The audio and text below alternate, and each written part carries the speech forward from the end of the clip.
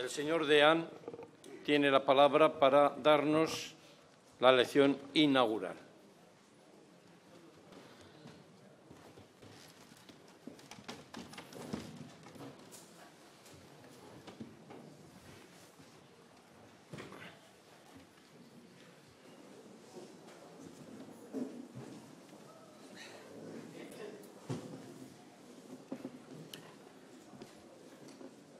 Me pongo por objetivo presentarles la Catedral de Mallorca. Esta catedral tiene 6 limitaciones. Primera, su fachada principal no da a una gran plaza como el caso de la de Valencia. Al contrario, tiene a pocos metros del Palacio de la Almudaina, antigua residencia de los valíes. Segunda, no está ubicada en el centro de la ciudad, como es el caso de la de Toledo. Tercera, no es un edificio exento al que se le puede dar la vuelta exterior entera, como es el caso de la de Vitoria. Cuarta, no tiene gran y valioso claustro como la de Salamanca. Quinta, no cuenta como la de Bilbao con pórtico indicador del paso del profanum al sacrum. Sexta, la historia no ha conservado parte importante del complejo catedralicio, como Pamplona. Se trata no de 6 defectos, pero sí de 6 limitaciones. Sin embargo, más allá de ellas, la catedral que ustedes se disponen estos días a volver a contemplar tiene varias virtudes y goza de más de una originalidad. Bienvenidos a esta isla que un tiempo fue bautizada como Regne dins la mar, un reino en el mar. Cantaba un disco de los años 60. Lo primero que se ve al arribar a Mallorca es la Catedral La Lonja y el Castillo de Bellver. Esta catedral, que es lo primero que se ve, es también el primer monumento de arte de la isla. Qué hermoso era el templo de Jerusalén sobre el monte Sión. Qué hermosa la catedral sobre la Acrópolis de Palma. En esta Acrópolis se han hallado restos de otras culturas y en ella se construyó la mezquita que en la época inmediatamente posterior a la conquista de Jaime I se dedicó al culto cristiano. Está orientada al oriente y empezó a construirse por donde queda más próxima a este palacio episcopal. Alguien ha comparado esta catedral a una muñeca rusa, la matrioshka, cuya originalidad consiste en que, al ser huecas por dentro, posibilitan que en su interior se albergue una nueva muñeca y esta a su vez a otra. La nave central sería la iglesia grande, dentro de la cual se metería la capilla real, dentro de la cual la capilla de la Trinidad.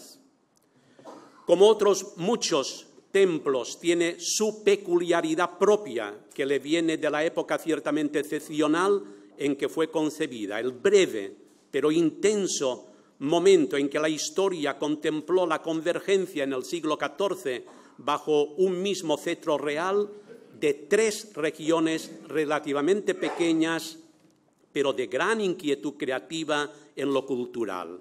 La ciudad de Montpellier en Occitania, la comarca del Rosselló en Francia y Cataluña y las Islas Baleares. En este entrecruce de influencias surge una catedral de estilo gótico mediterráneo en la órbita de la Corona de Aragón. 3 siglos duró su construcción. Larga rozando los 110 metros, tiene por joya máxima la fachada que da al mar. Esta catedral les acoge y quiere presentarse ante ustedes. ¿Quién es la Catedral de Mallorca? ¿Qué puede ofrecerles a ustedes que conocen el arte, cuidan del patrimonio, se interesan por lo específico de cada monumento y, sobre todo, conocen muchas catedrales y muy probablemente están enamorados de la suya? Pienso que puede ofrecerles unos aspectos que pongo a su disposición para que a la hora de visitarla con calma puedan ustedes disponer de ellos. Son los siguientes. Primero, al entrar en la Catedral de Mallorca, ustedes van a entrar en la catedral del mundo que mejor da a entender el porqué de su nombre. Yo no conozco ninguna otra catedral que tenga privilegiada la silla del obispo como ella. Aun siendo de mármol de Carrara, puede haber las más ricas, pero no más presidenciales. Qué fácil explicar en ella que catedral viene de cátedra.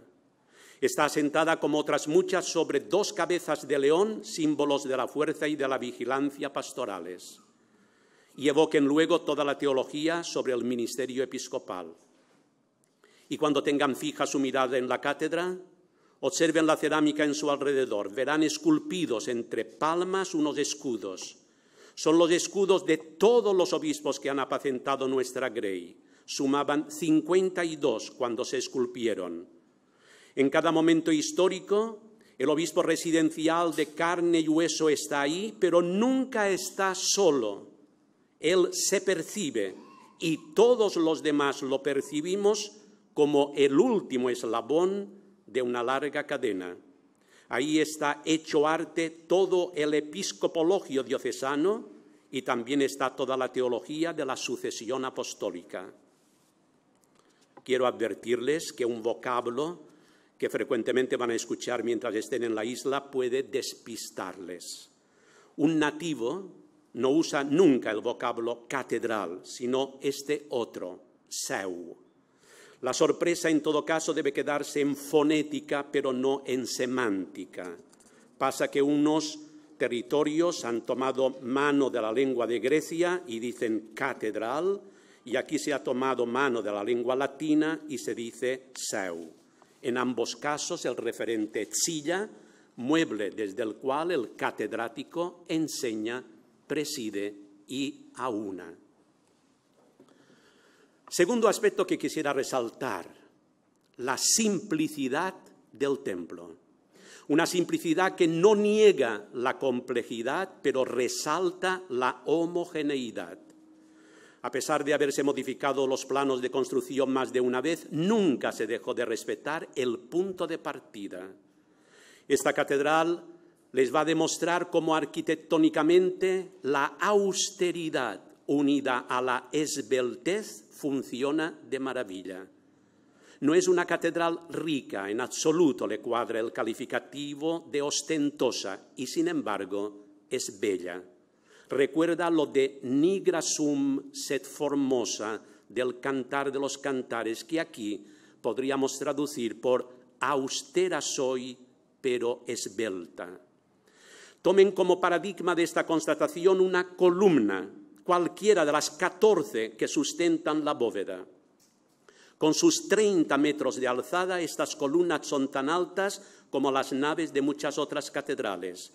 Si fueran más anchas, serían como otras muchas. Si fueran más delgadas, el techo se vendría abajo. Todas son atrevidamente delgadas, pero las primeras son temerariamente delgadas. Tienen solo 1,49 de diámetro. La maravilla de aquellos menestrales del compás y la escuadra es que construyeron estas columnas octogonales al límite de lo posible, al filo de la navaja, pero sin cortarse. Con todo, hay una dialéctica que va más allá de la que se puede dar entre lo poco y lo mucho. Una dialéctica superior preside toda la catedral gótica, aquella que se da entre la materia y el misterio. No es solo que la configuración externa del edificio esté determinada por el uso que se hará en su interior, es que tanto el exterior como el interior material apunta a lo inmaterial.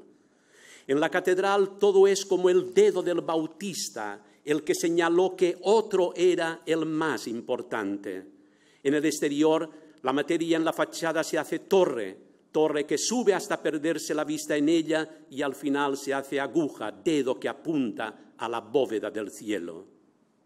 En el interior, la materia se hace columna que obliga a la vista a elevarse con ella y en lo alto contemplar cómo las ramas se independizan de su tronco y en su juego libre construyen la bóveda. Otra vez el término bóveda y otra vez la simbología celeste.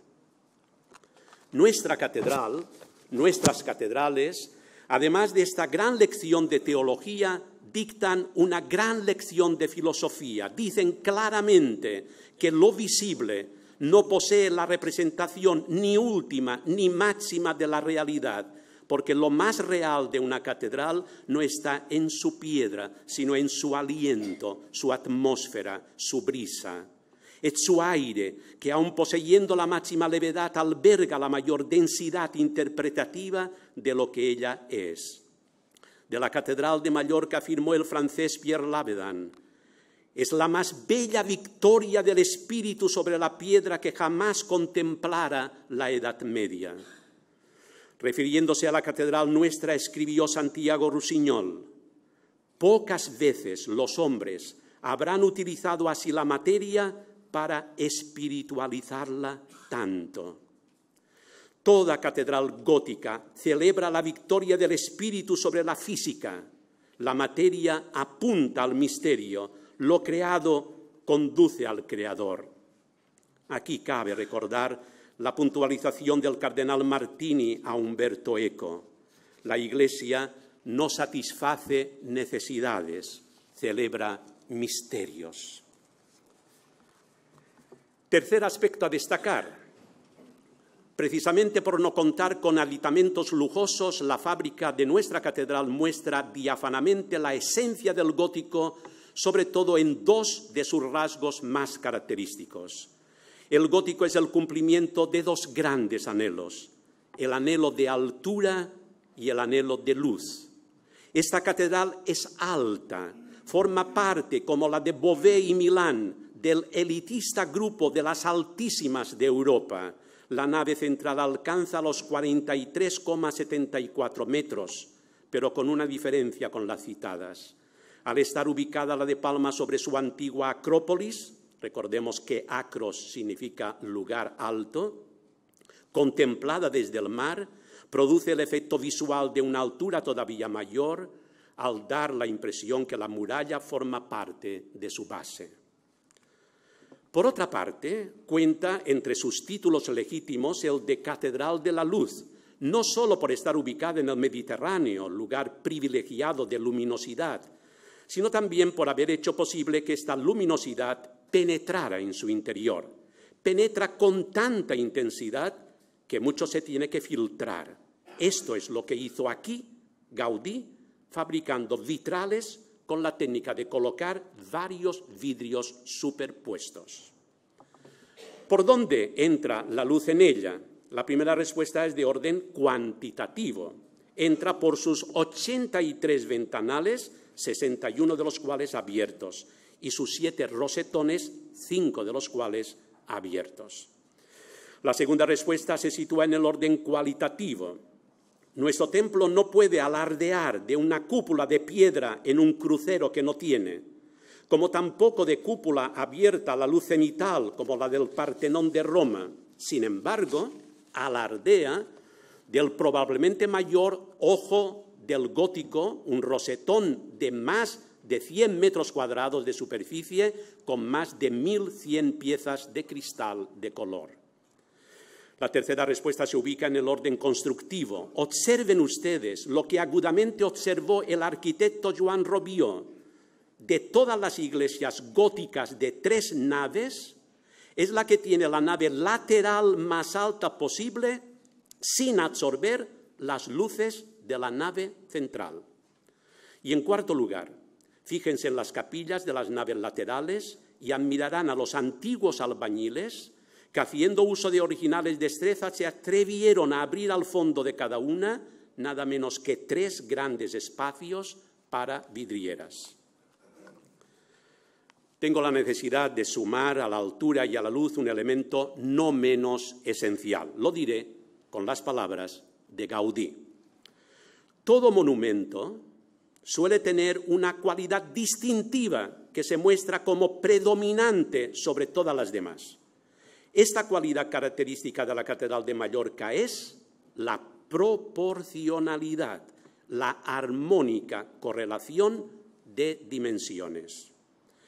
Estas palabras dan fe de que aquellos grandes maestros de obras intentaban crear una catedral al estilo del Dios creador, que matematiza y geometriza todas las cosas, estilo del que se sirvieron los griegos con su taxis kai simetría, orden y proporción, esos dos conceptos que aquí ofician su boda y devienen padres de la armonía. Cuarto aspecto a destacar. Nuestra catedral se suma a todas las catedrales del mundo en este punto decisivo. Es un ser viviente, no un ser museístico. La catedral tiene vida, palpita y se mueve. Aún habiéndose diseñado según el estilo gótico, este edificio ha ido albergando cuantos estilos artísticos iban floreciendo a lo largo de su historia. Si ustedes se sitúan justo al centro, verán mirando arriba y abajo gótico puro, pero si miran hacia atrás verán renacentista el portal, y si miran hacia adelante verán modernista el presbiterio. En la de Mallorca se puede contemplar renacimiento, barroco, plateresco, neoclásico, modernismo, arte actual. Todas las generaciones han podido gozar de artes que procedían de sus antepasados, pero también han podido introducir las artes y los estilos propios. Nuestra catedral no tiene por referencia Babel, donde los distintos lenguajes llevaron a la confusión. Su referencia es Pentecostés, donde se dio la comprensión de los distintos lenguajes. Una catedral católica no es católica solo porque en ella pueden ingresar para el culto hombres y mujeres de distintos países. Es católica también porque en ella pueden ingresar para servir al culto todos los estilos de todas las generaciones. Dios es contemporáneo a todas las edades. Sus templos también deben serlo. Como Dios no es un Dios de muertos sino de vivos, las casas de las comunidades de Dios no deben ser edificios arqueológicos, sino, como ha sentenciado nuestro obispo diocesano en sus palabras iniciales, deben ser edificios vitales. Obviamente, lo que se introduzca en ella no debe desdecir en calidad de su valor monumental primigenio, pero una introducción nueva, en principio y por principio, no debe ser negada. La Iglesia es la mayor conservadora de patrimonio artístico de la historia y al tiempo es gran restauradora de lo que ha conservado. El obispo Campins dijo en frase lapidaria: el documento más claro para descubrir el plan de la catedral es sin duda la catedral misma. Claro que hay que escuchar todas las voces, pero la primera a escuchar es siempre la catedral misma. Una catedral es aquel lugar que más y mejor eligen para su encuentro el hermano arte y la hermana fe. La última innovación que se ha hecho en una catedral siempre será la última que se ha hecho y nunca será la última que se hará. En ellas la vida siempre triunfará. Como ha tenido a bien recordarnos nuestro obispo presidente, a las catedrales se les podría atribuir la famosa frase de San Agustín: «Oh belleza tan antigua y tan nueva». Los distintos estilos en una catedral no son sino muestra del amor nunca ininterrumpido que los siglos les han brindado. El tiempo de una catedral es el gerundio, no es solo la que es sobre todo la que va siendo. No teman los arqueologistas a nuestras iglesias. Lo que mejor conserva un mueble no es el almacén, es su uso. Lo que mejor conserva un inmueble es la calidad de vida que va latiendo dentro. Quinto aspecto a destacar. La Catedral de Mallorca muestra claramente tres rasgos que la definen: qué es, de quién es y dónde está. ¿Qué es nuestra catedral? Es casa. ¿De quién es? Es de la Virgen. ¿Dónde está? En Mallorca. con lo que el templo así da fe de su triple condición: es hogareña, es mariana y es mallorquina. Al entrar, nuestra catedral ofrece al visitante una primera sensación de volumen. Ayuda el hecho de que se puede contemplar toda ella con un solo golpe de vista, como si se hubiera construido en un solo acto de artesanía con una única traza constructiva. Lo primero que se percibe es el gran espacio libre para ser ocupado por las personas. Concretamente, hay 6.600 metros cuadrados de vacío. Y es por esta razón que esta catedral ha recibido el título de Catedral del Espacio, porque es la que con menos materia contiene más vacío. Un vacío que, si en el orden intelectivo deriva en la que se denomina teología apofática, en el orden constructivo se convierte en espacio útil, es decir, disponible para ser ocupado.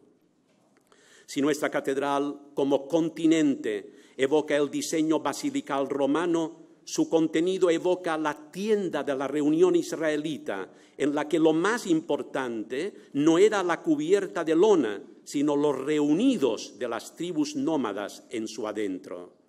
No recrea la cueva de la naturaleza, sino la cabaña del hombre. Por eso en ellas la comunidad es más importante que la fábrica, y por ende su belleza se halla más en los contenidos que en las formas. Al no contar nuestra catedral con coro en el centro y por lo tanto no recordando la distribución litúrgica propia del monasterium, el sentido etimológico que más le convendría no sería el inglés minster, sino el alemán dom, o el italiano duomo, del latino domus. La denominación que otorgan las actas del Concilio de Tarragona del año 516 es la de Ecclesia Cathedralis. Reparemos que aquí la idea de eclesia no fue materializada por nuestros arquitectos en forma circular, al estilo bizantino, que resulta forma muy apta para subrayar el sentido de comunión, sino en forma basilical rectangular, que resulta más apta para subrayar el sentido de curso o dirección. La planta física de Santa Sofía de Constantinopla remite a ágape, la nuestra remite más a marcha. No la marcha de laicos a la cruzada, sino a la que aquel coetáneo de los inicios de la catedral, nuestro filósofo místico Ramón Llull, propugnaba: marcha de laicos a la misión. Una de las denominaciones de la catedral fue también la de Ecclesia Mater, que alude a un hogar con sabor a madre. Nuestra titular es la Virgen Madre en su misterio de la Asunción. Como tantas otras catedrales, también esta es Notre Dame. En el interior preside una Virgen Sagrario, una talla del siglo XIV que tiene una puerta para que en su vientre pudiera colocarse el cuerpo de Cristo en forma de pan consagrado. Y en el exterior preside una escultura de la Virgen con los brazos en alto en medio de las dos columnas centrales de la fachada. Nuestra catedral da fe de ser diocesana, de una diócesis concreta o iglesia particular. Nuestra catedral no disimula, sino ostenta su mallorquinidad. Ya en las primeras claves de bóveda verán el escudo de la realeza. No olvidemos que Mallorca fue un tiempo reino. Ciertamente fue un tiempo muy breve, pero fue reino privativo propio. Ella contiene el mausoleo de los reyes Jaime II y Jaime III. En el templo están enterrados muchos obispos locales, desde el primero de después de la Reconquista, Ramón de Torrella, hasta el último que se nos ha muerto, Teodoro Úbeda. Los materiales de construcción son isleños. Fíjense en la piedra a la que nosotros llamamos merés. Los costes de construcción que primero estuvieron a cargo de la corona, presto estuvieron a cargo del pueblo fiel, del que generosos obispos y canónigos formaban parte. Y posen su mirada sobre la fachada principal. Verán dos estatuas en las columnas centrales y otras dos en las laterales. En estas 4 estatuas se profesan la fe tanto en la Iglesia universal como en la Iglesia particular. En las centrales verán las que se ven en la Plaza del Vaticano, verán a Pedro y a Pablo, y es que Mallorca siempre ha sido muy romana y al tiempo ha sido muy mallorquina. En las torres laterales de la misma fachada verán las estatuas de los dos más venerados de nuestra historia local, el beato Ramón Llull, al que pronto deseamos santo y por encima doctor, y la contemplativa agustina Santa Catalina Tomás. No hay que tenerle miedo a la particularidad de las iglesias. Es esa particularidad la que le confiere encarnación. Bueno es y hermoso que cada arte intente expresar la carnalidad, no solo de la revelación común a todos, sino de la comunidad propia de cada colectivo creyente.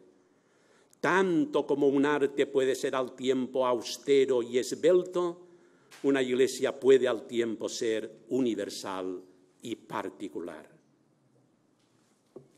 Sexto aspecto a subrayar. Una catedral es madre de todas las artes y en ella no hay solución de continuidad entre artes mayores y artes menores. Aquí me reduciré a hablar de la acústica, la cinética y la lumínica. Además de coral y órgano, nuestra catedral cuenta con uno de los mejores conjuntos de campanas góticas. Se trata de un verdadero patrimonio sonoro. Cuenta desde hace siglos con la Sibilla, cántico profético de los maitines de Nochebuena, declarado por la UNESCO Patrimonio Inmaterial de la Humanidad y que compartimos con todas las iglesias de la isla. Contamos desde la reforma de Gaudí con una caja de resonancia en el subsuelo del presbiterio que da gran relieve al canto coral. Nada de extrañar los últimos versos del poema que Jorge Luis Borges dedicó a nuestro templo. Catedral sonora como un aplauso o como un beso. La cinética, como arte del movimiento, queda evidente en la historia de nuestras catedrales y ha sido glosada por diversos autores. Permítanme citar aquí a dos de ellos, ambos insignes. Escribe Hegel en su Estética: hay en la catedral lugar para todo el mundo. Las cosas más diversas ocurren. Aquí se reza, allí traen a un enfermo, más lejos se bautiza o es un muerto el que traen. En otro lugar un cura dice la misa o bendice unos esposos. Escribe en cartas y diarios el cardenal Newman: una catedral católica es todo un mundo, grupos de fieles devotos y algunos solitarios arrodillándose, parándose, corrientes de fieles interceptándose y pasando unos junto a otros.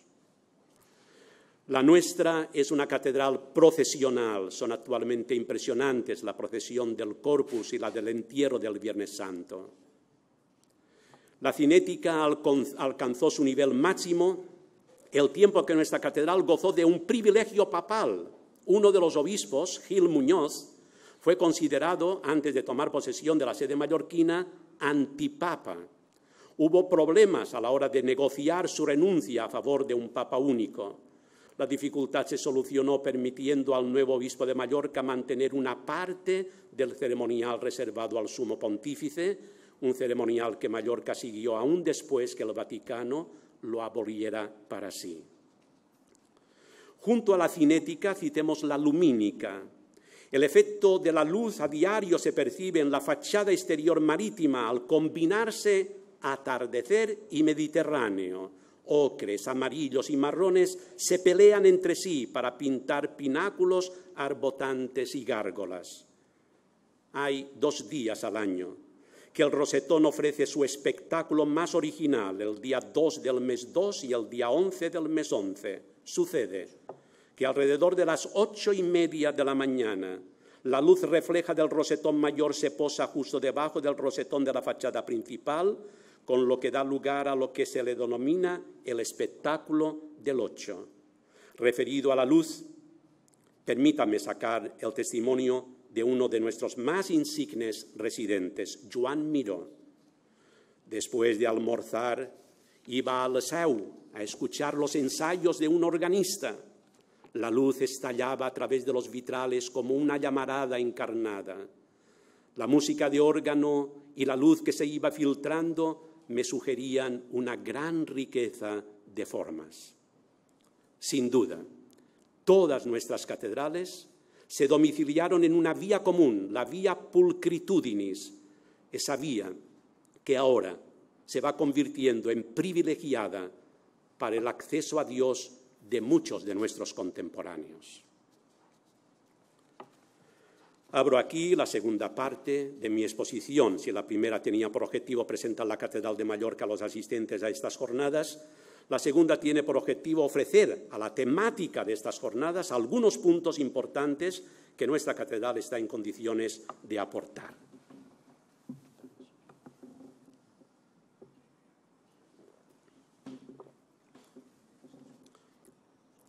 Son los siguientes. Primero, el mensaje de la gran restauración que hace ahora 100 años llevaron a término dos hombres de extraordinario relieve, el obispo Campins y el arquitecto Gaudí. Posiblemente jamás se ha realizado en ninguna otra catedral del mundo, a excepción de situaciones de catástrofe total, una reforma de tanta magnitud. Si Gaudí pasa a la historia por haber conseguido levantar desde la nada un edificio tan genial como la Sagrada Familia, Gaudí tiene derecho a pasar a la historia también por haber conseguido en un edificio histórico del siglo XIV una reforma igualmente genial. Todo empezó a las 3 de la tarde del día 19 de noviembre de 1899. El joven obispo mantenía en Barcelona la primera entrevista con el arquitecto Antonio Gaudí. 3 horas y 2/4 duró la conversación. El prelado mallorquín recordaría en su famosa carta pastoral de 1904 el efecto que le produjo el arquitecto, un hombre de talento superior. En el encuentro se habían asentado las líneas maestras conceptuales. No se trataba de alterar la traza del edificio, sino de liberarla de las violencias que contra ella se habían cometido. Nada debía romper la sencillez augusta del edificio. Se trataba del resurgir de la tradición, de hacer reaparecer la nobleza nativa. El obispo convenció al arquitecto para que se desplazara a la isla. Había que empezar ya in situ la restauración. Les contaré tal como de niño me contaron a mí. Al entrar en la catedral se acercó Gaudí al obispo que le esperaba para darle la bienvenida y le preguntó sin rodeo: «Usted dirá, señor obispo». Y el obispo también sin rodeo le contestó: «Quiero 3 cosas, una nave para el pueblo, un altar para Dios y una silla para el obispo». «Manos a la obra», concluyó don Antonio. «Liberemos el centro de la gran nave, el coro, y trasladémoslo al presbiterio». Y dijo al obispo: «Ahí tiene la gran nave para el pueblo». Y pasó a dar cumplimiento a la segunda petición, un altar para Dios. Se trataba de lograr captar la atención incluso de los más lejanos. Entonces don Antonio resolvió centrar el altar. Lo centró de 2 maneras, una desde abajo, otra desde arriba. Desde abajo levantó 4 columnas en torno del altar y en cada una de ellas colocó un ángel músico. Pero la genialidad de Gaudí más se mostró al centrar el altar desde arriba. Si solo lo hubiera centrado desde abajo, no habría hecho otra cosa que copiar la idea de las basílicas mayores de Roma. Gaudí no techó el baldaquino apoyándose en las columnas erigidas, sino que lo suspendió desde el techo, algo así como una gran escultura móvil. La sensación es que el baldaquino no pesa, levita, porque sucede que entre el abajo y el arriba hay solución de continuidad. Entre las 2 partes queda un algo como aire, inmateria, espíritu, gracia, volatilidad. Dijo Gaudí al obispo: «Ahí tiene un altar para Dios». Y pasó a la tercera de las peticiones, una silla para el obispo. ¿Y dónde estaba la silla episcopal, la cátedra, cuando Gaudí vino a la catedral? Obviamente estaba, porque no se dan catedrales sin cátedras, pero estaba como escondida. El pastor no estaba visible para el rebaño. Campín sabía que antiguamente estaba en el hemiciclo del ábside, adherida al muro, hecha de piedra, con su gradería y levantada sobre los asientos de los presbíteros dispuestos a uno y otro lado. Don Antonio determinó suprimir lo que impedía la visión de aquella silla que en el lejano 1346 debió inaugurar el obispo Berenguer Valle al consagrar el altar. Pudo decir al obispo: «He ahí su silla». Gaudí, junto a sus ayudantes, Rubió y Jujol, hizo esto e hizo mucho más. Esta tarde van a tener cumplida explicación de ello. Pero con la historia así contada, ya leyenda urbana entre nosotros, he intentado sintetizar la gran obra de Campins Gaudí. El hecho es que gracias a una reforma muy discutida ayer, disfrutamos de una obra muy querida hoy. El futuro demostró la bondad de aquella atrevida decisión, una opción de restauración que ni es la estilística del francés Viollet-le-Duc, ni es la biologicista del inglés Ruskin, porque Gaudí en Palma restaura con un estilo propio que tiene más en cuenta la función, que en este caso es la litúrgica. Cierto que en casi ningún ámbito nada es o todo blanco o todo negro, y menos aún en el ámbito artístico. No extrañe, pues, que la restauración que comentamos tuviera sus críticos y hasta sus detractores. Quizá el mayor reproche es la de no haber respetado una maravillosa reliquia de la liturgia medieval, el llamado corredor de los cirios, que permitía iluminar el presbiterio en las grandes solemnidades.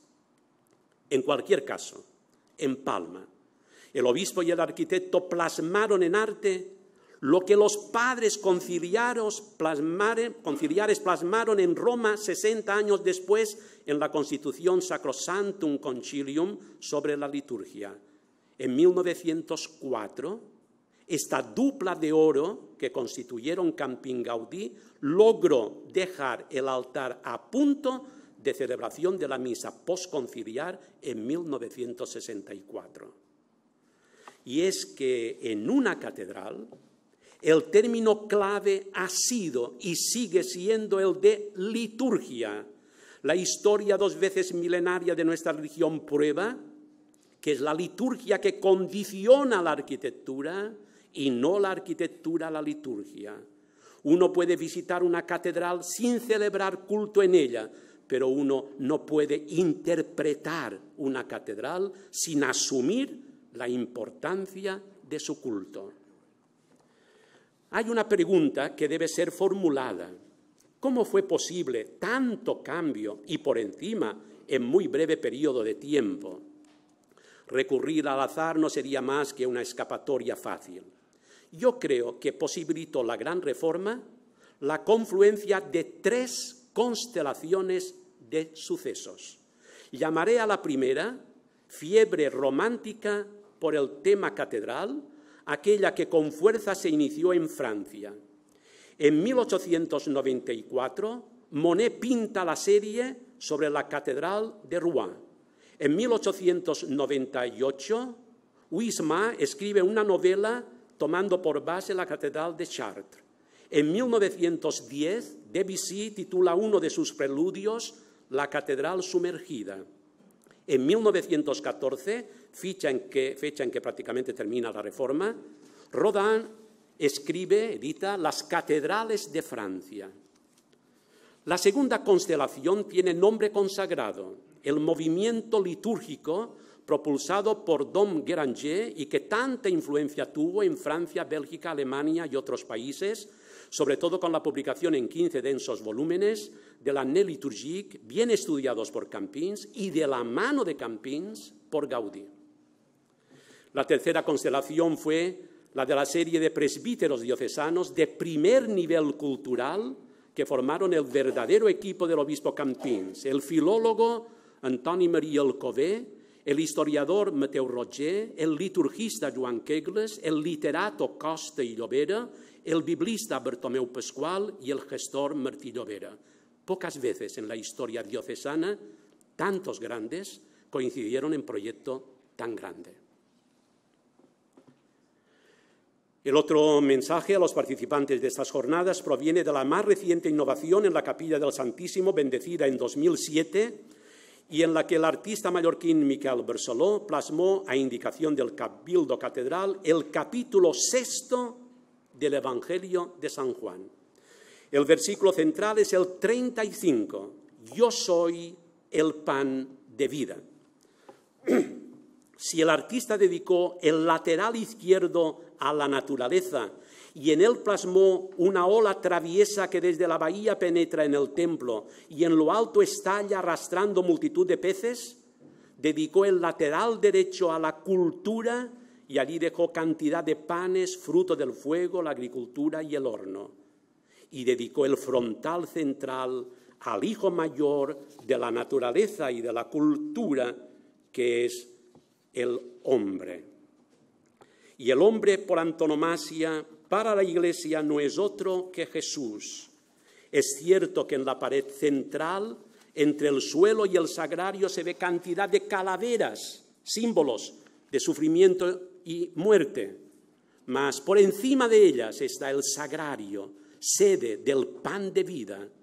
Más arriba del pan de vida está la vida, el viviente. Quien preside la capilla no es un crucificado, es un resucitado. Y por encima de la vida misma está hecho vitral el árbol de la vida, que tiene connotaciones lulianas, el que termina con abundantes frutos de vida. No quiero abordar ahora no quiero abundar ni en el estilo con que el artista emitió su obra, ni en el gusto con el que los receptores observan su obra. Sí quiero abundar en un aspecto que podría quedar desapercibido. Me quiero referir a esa a veces sutil, pero siempre real sabiduría vieja que ha caracterizado a los cabildos catedralicios a lo largo de su historia.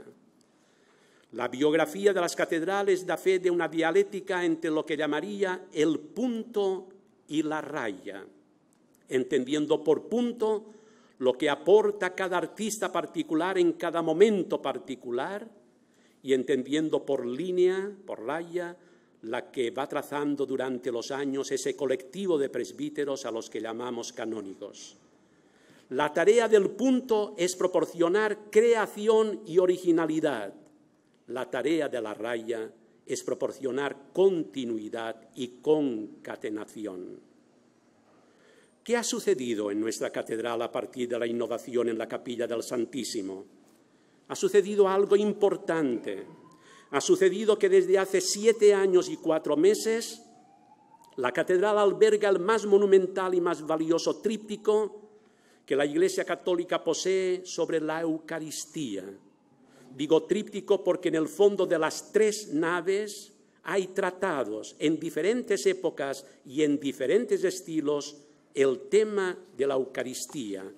En la nave izquierda hay el retablo barroco del Corpus Christi, que recuerda la institución histórica de la Eucaristía en la Última Cena.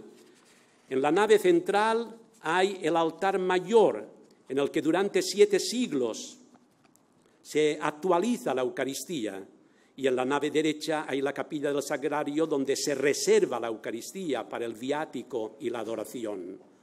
Tríptico monumental, he dicho, porque tiene las proporciones de una catedral gótica, y también tríptico valioso.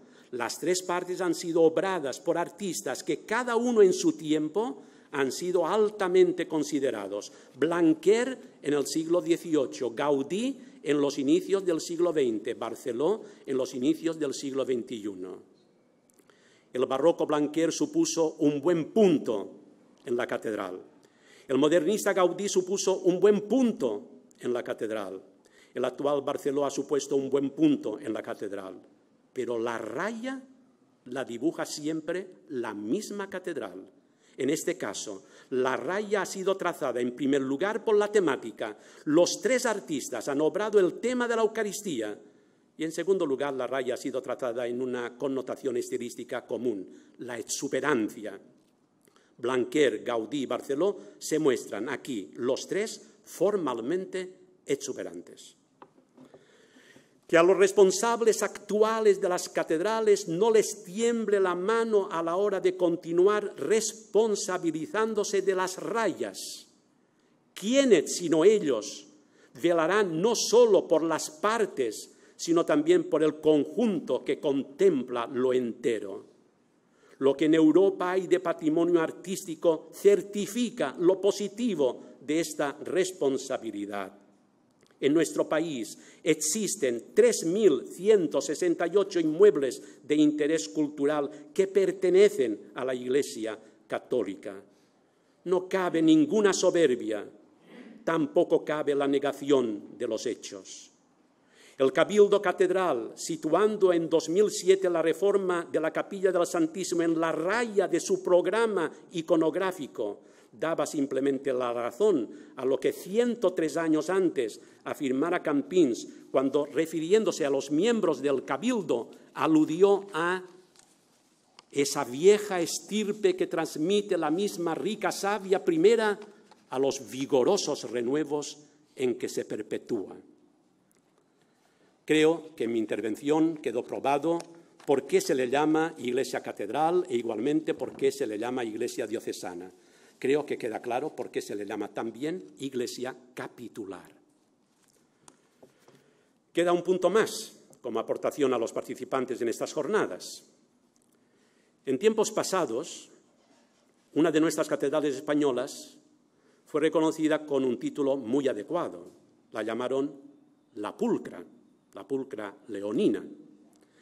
En los tiempos actuales, no una, sino cada una de las catedrales de nuestro país es merecedora de ser reconocida con otro título igualmente, a mi entender, muy adecuado: la Paciente. Paciente por razones de vieja historia y paciente por razones de rabiosa actualidad. Gaspar de Jovellanos estuvo preso en Mallorca. Desde su celda en el castillo de Bellver contemplaba y estudiaba el gran templo y escribió: la catedral siempre se está cayendo. Pues si nuestras catedrales siempre se están cayendo, habremos de tener la paciencia de siempre irlas restaurando, un andamio aquí, un andamio allá, hoy una escultura, mañana un tapiz. No solo los edificios dan problemas también las instituciones. En las últimas convocatorias de nuestra Comisión Episcopal de Patrimonio hemos escuchado de los portavoces de las distintas diócesis las dificultades de entendimiento con las comisiones de patrimonio de las distintas autonomías. Cuando en tantas partes surgen dificultades, es que hay un problema que no es leve. Con paciencia, pero sin tardanza, debería ser resuelto desde el respeto a cada parte. Admitamos que los problemas de personas no solo surgen desde fuera, también surgen desde el propio interior. No podemos dejar de mencionar los provenientes de la escasez actual de sacerdotes y, por otra parte, los provenientes de la creciente especialización de los estudios y de las técnicas requeridas al personal que cuida del patrimonio. También requiere una paciencia grande tener que bregar entre tantos y tan diversos parámetros artísticos, unos parámetros que nuestra actual cultura presenta con una fuerza tal que a veces solo es irónicamente comparable a lo efímero de su duración. Nuestra catedral este año ha vivido la problemática de una escultura devocional. La intención del Cabildo era la siguiente: que en un lugar de la Iglesia Madre de la diócesis pudieran ser recordados los santos y beatos de toda la diócesis. La escultura, que incorpora los nombres y apellidos de los actuales 15 santos o beatos mallorquines, tenía una intención añadida: que los miles y miles de visitantes, al acceder a la catedral, antes de dar valor a las piedras y admirarlas, diesen valor a las personas y admirasen el testimonio de sus vidas. Esta escultura, realizada en forma de árbol, ha sufrido problemas administrativos. De hecho, el permiso de instalación tiene pronta fecha de caducidad. La ley bien establece que cuando de patrimonio religioso se trata, el uso cultural debe prevalecer sobre el uso cultural. La jurisprudencia ya nos ha hecho saber que cuando de hecho uno y otro uso entran en conflicto, Es el diálogo entre una y otra parte la que debe resolver el tema y no el poder arbitrario de una sola de ellas. Tampoco es preciso regodearse en las dificultades. La actualidad da también para oportunidades. Todas nuestras catedrales tienen hoy la oportunidad de convertirse en espesura de la memoria, en talleres del presente y en profecías de lo por venir. En la nuestra potenciamos ahora muchísimo el archivo capitular, que ha abierto una línea editorial documentalmente atractiva y unas jornadas anuales de estudios históricos. Llevamos a cabo continuadas restauraciones y alguna que otra innovación. Contribuimos en su día a la rehabilitación y ampliación del Museo Diocesano y desde hace unos meses a su gestión. No nos tiembla el pulso a la hora de incorporar toda nueva tecnología que demuestre su efectividad. En este sentido, permítanme mencionar unos últimos logros. Ser la primera catedral del mundo, nos han dicho, que ha merecido el reconocimiento de AENOR en cuanto a ahorro y eficiencia energética. Haber colgado en Internet lo que hemos llamado Wikisau, una enciclopedia online que contiene todos los conocimientos fundamentales del templo, y el estar introduciendo esta misma semana un servicio de videoguía. El haber conseguido, vía concurso público conducido por nuestra universidad, unos materiales didácticos para ser trabajados en los colegios. Nuestra catedral desde hace décadas es una referencia tanto en pastoral del turismo como en pastoral ecuménica. No nos falta ilusión para recuperar de nuestra propia tradición dos instituciones que gozaron de gran prestigio. Trabajamos para traducir las antiguas escuelas catedralicias a plataformas de diálogo, fe y cultura, y las antiguas casas del Moine a renovada actividad social. Fue en este sentido que se creó una residencia sacerdotal, verdadera obra social de la catedral, y ha sido en este sentido que nos hemos mostrado significativamente sensibles a los afectados por la reciente crisis económica.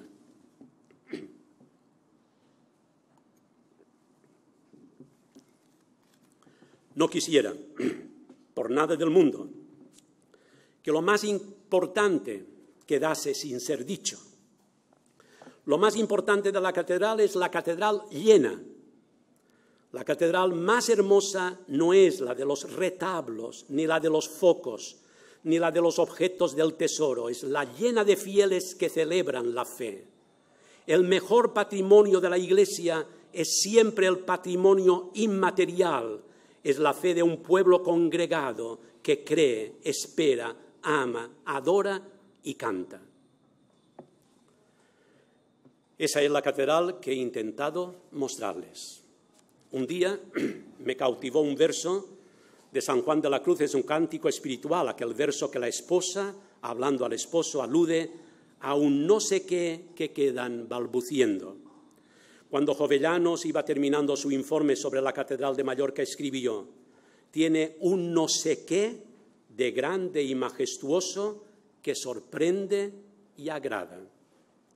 ¿A ustedes les va a agradar la Catedral de Mallorca? ¿Percibirán ustedes durante estos días ese no sé qué que nuestra catedral queda balbuciendo? Ustedes mismos, es su turno, entren estos días una y otra vez, observen, analicen, avizoren, escudriñen y luego concluyan. Qué buena la idiosincrasia que inclina a cada pueblo a sentirse orgulloso de lo suyo. Es hermoso que cada comunidad esté enamorada de su catedral. Sigan enamorados de ella, pero siendo que el amor nunca resta, no teman esta semana incluir en su aprecio una catedral más. Gracias.